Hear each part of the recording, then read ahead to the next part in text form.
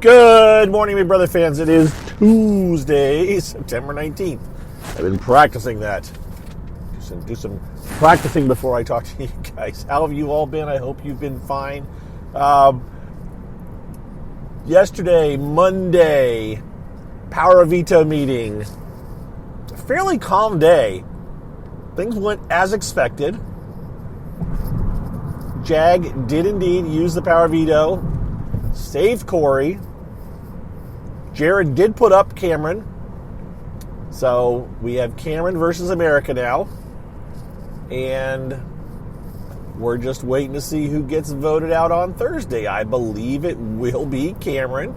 So far, there's been no talk of flipping.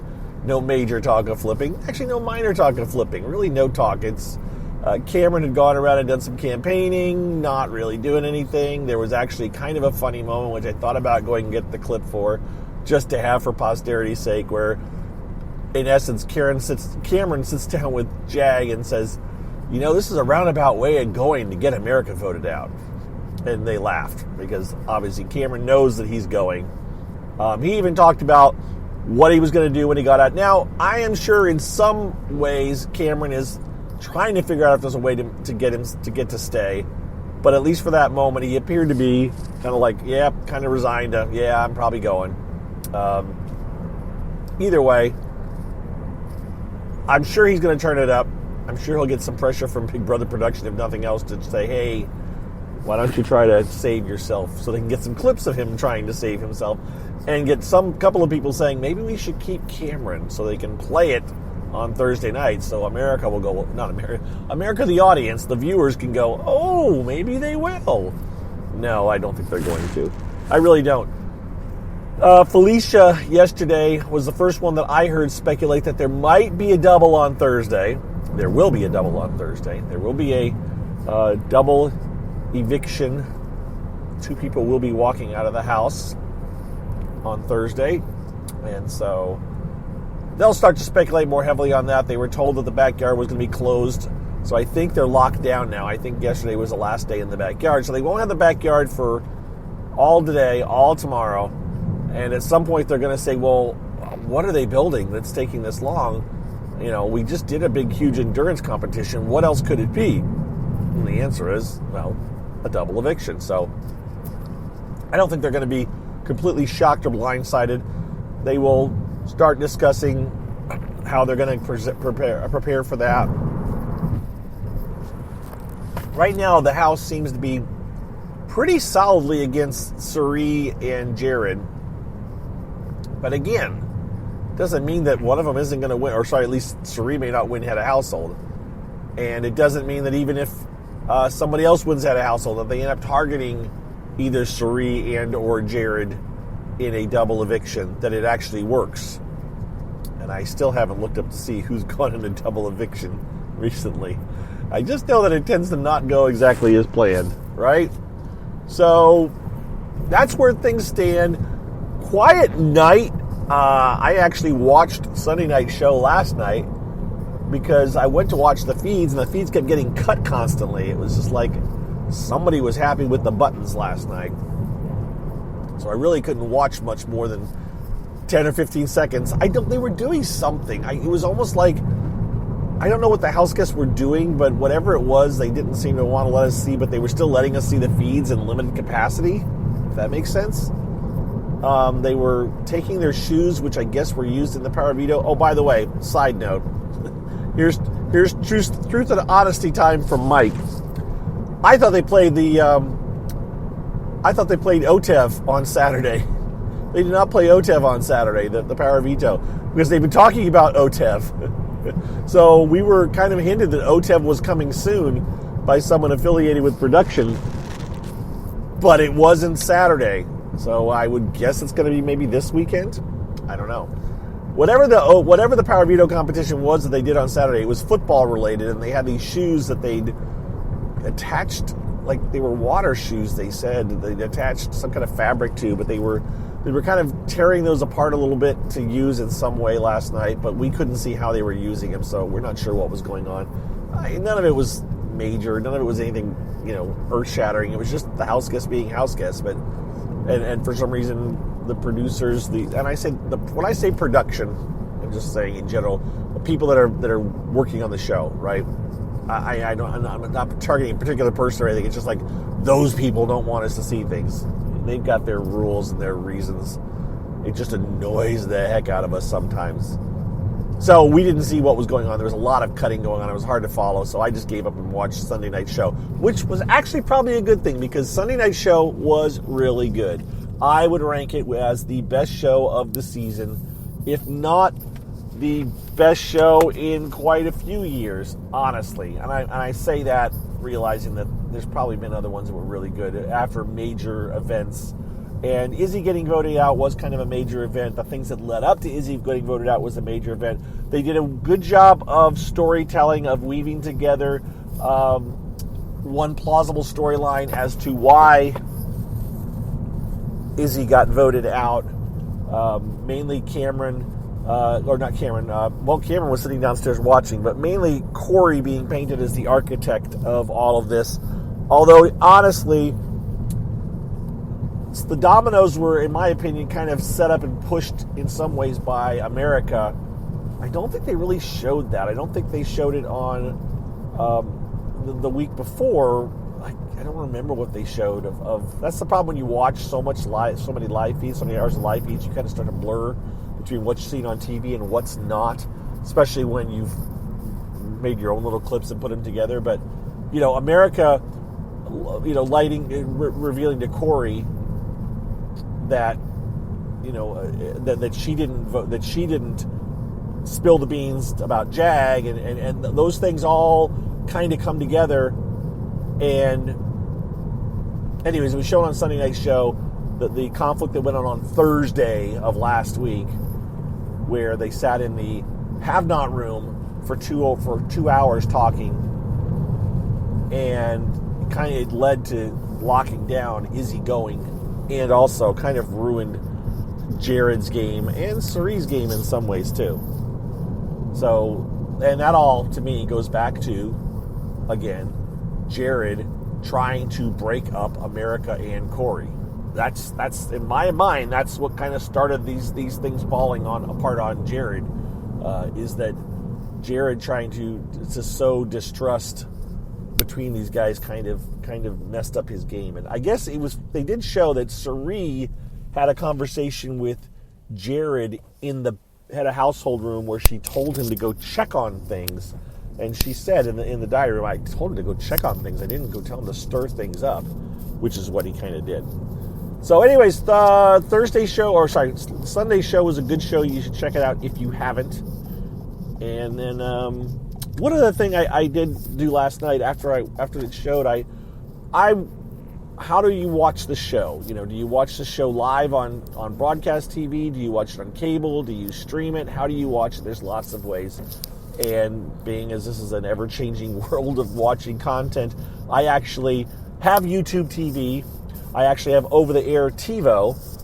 And then I download copies of the show, which I put on my Plex server, which is a media server. And I often don't ever watch that. It's kind of one of those, you gather these things up and you put them someplace. And I do have,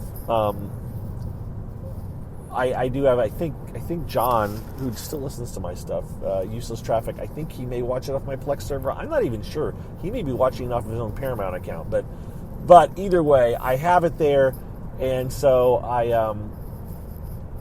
that's where I watched it last night. And at the end of the show, the credits were much longer, and it was like, oh, there's all the people involved with the show. I never see this. It gets cut. It doesn't get shown on It turns out, yeah, it's not getting shown on the broadcast version, the one that you see over the air. They get commercials to fill, so they don't put all those credits out there. You don't get to see all the camera people, the switchers, the shaders. I don't even know what shaders are. I want to figure that out. And I realize there's a very good possibility that there's someone that's involved in the industry out there listening and is going like rolling their eyes that you don't know what the shader is. Mike, I said, no, I have no clue. I'm going to look it up though. But all these people getting in the credits here, I was like, oh, that's so cool. They're getting credits. And I thought it was on the broadcast episode. And it was like, no, that's only in the streamer one. So I was like, okay. And so I went back and I had actually shared those credits on Twitter. So these are all the people that work behind the scenes. And then I realized that, oh, wait a minute. It's not every show. It's actually different people each show. If you didn't work on that particular, it's not the entire crew is not shown. Since they do 3 shows a week, it's only people that were involved in that particular episode, maybe that had content. Like if you're a cameraman and you didn't work in that period, or none of your work was shown, I guess they aren't going to give you credit in the credits, right? So I went back and went to Wednesday's show, which was a 2-hour show, and found those credits. So the credits that I initially did were like 30 seconds. The credits that were on Wednesday's show were 50 seconds. There were that many more names on the list. And I figured, oh, that's almost all-encompassing. That probably has almost everybody involved in the show, at least that normally could get on those credits. So I tweeted that list out as well. So anyways, just a little side note. And I also said thank you to... That's production, right? Now, when I complain about production, I'm complaining usually about the people way at the top that I think are the ones saying, don't show this, don't show that, and are making our lives difficult as viewers. That's the production that I'm angry with. I'm angry with the executives, who I consume are the executives making the decisions about what content we can and can't see. The people that are actually pushing the buttons and cutting things are only, I assume, following orders. So I will, be like, oh, okay, that's all right. It is what it is. So anyways, that's just a random thought, which happens when you have a slow day, because it was a slow day. We talked about what's going on. Felicia is trying to mount a campaign against Suri and Jared. Now when I say Suri, I'm thinking of my iTunes reviews that were from way back in August telling me I can't pronounce it right. I think I'm getting it right now. It's a bit over enunciated saying Suri, but at least I'm getting it right, correct? So she was mounting a bit of a campaign against Suri and Jared, and we'll see what happens on Thursday. We'll see.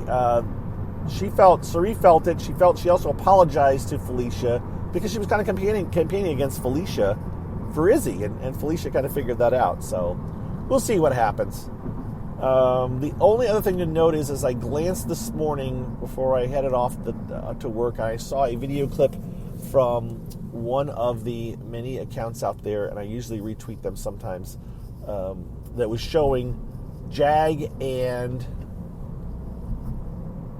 Bowie Jane talking in the bathroom about Suri and Jared and Felicia.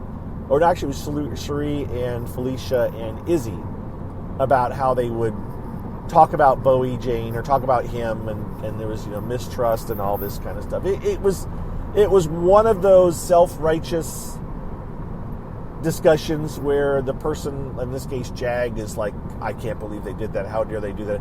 And it's kind of like, yeah, everybody kind of does it. And when you're on the wrong side of that, you come across as the bad person. But they're not bad people. Everybody was doing it, although I will say that they were able to do it for quite a bit because they kind of were in control for quite a bit. So they went several weeks, whereas Jag was kind of scrambling. But his head was also in the clouds. He wasn't paying attention. And Bowie Jane also wasn't paying attention. They were a bit too trusting. So they can feel indignant and upset, but it's a little bit like, all right, calm down. It is Big Brother. It is a game. It'll be okay. Sorry they didn't play the game you wanted them to play and you weren't included, but that's kind of how things happen sometimes. But it's all right. Again, all these people are fine people. There's no bad people. They're playing a game. They're mostly all going to be friends afterwards. So just let it go. For those, and there's the other thing.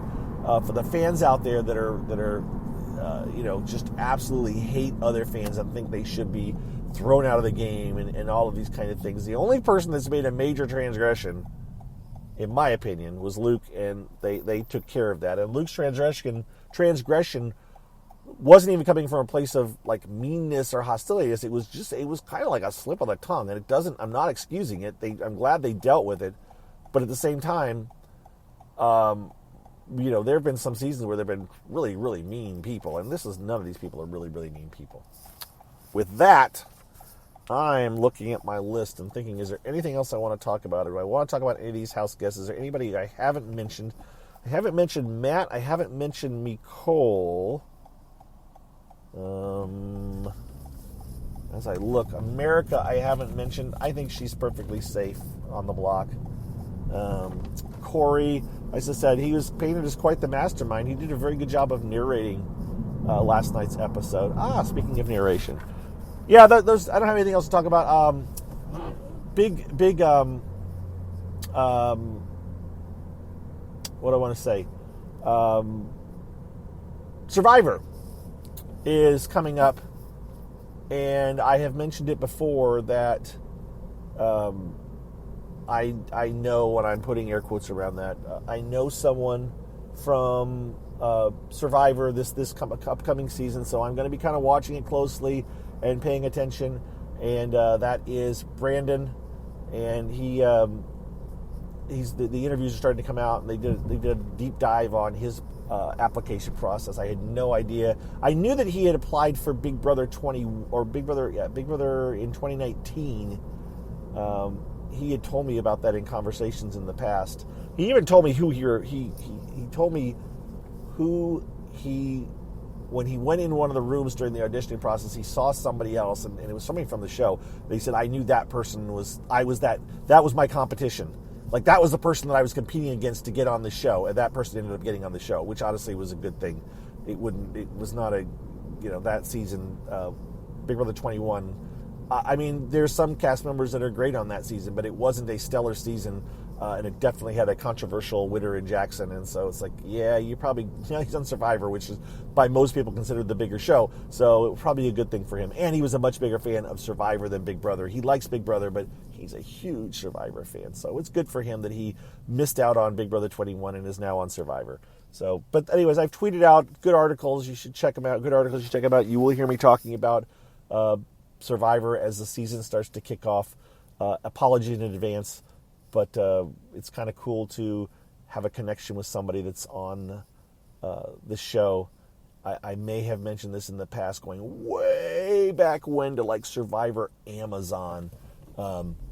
I had, quote, connections with people that were on a couple of those seasons, but the connections were that my brother and his wife knew a couple of the people that were on it.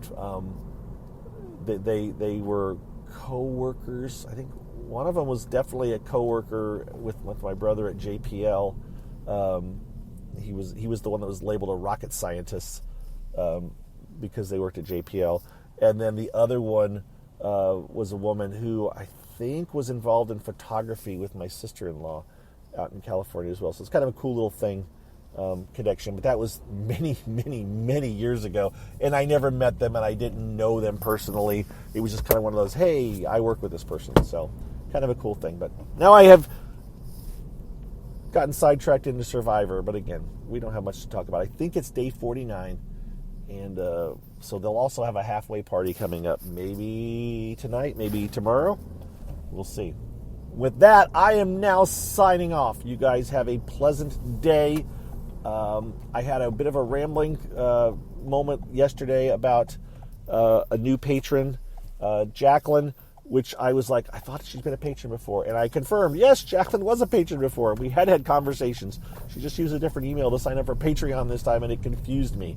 So, yes, welcome back, Jacqueline, whenever you hear this. Hopefully you do hear this. Thank you for being a patron. And thank you to all my other patrons. And with that, now I am signing off. And I will talk to you guys tomorrow on Wednesday. We'll see if there's any talk of America possibly going out. So far, not even really a whisper, right? Talk to you guys later. Bye-bye.